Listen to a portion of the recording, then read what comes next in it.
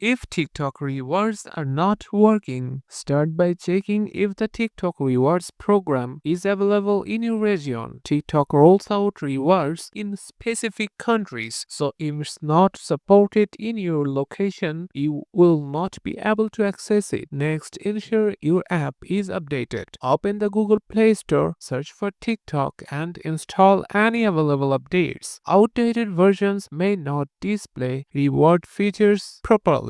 If the issue persists, try clearing TikTok cache. Go to Settings, then Apps, App Management, find TikTok on the list. Go to Storage, then clear cache. Then reopen the app and check if the rewards feature is working. Make sure you meet the eligibility requirements. Some TikTok reward programs require users to be above a certain age or have an active account with frequent engagement. Also, check if you have already redeemed the maximum rewards allowed. If your rewards or referral codes are not working, ensure you are entering them correctly. Double check for typos or expired promotions. Try logging out of your TikTok account and logging back in. This refreshes your profile and can restore missing reward options. As a final step, uninstall and reinstall TikTok from the Google Play Store to ensure you have a clean version of the app. And that's it. Hopefully, your TikTok rewards are working now. If this helped,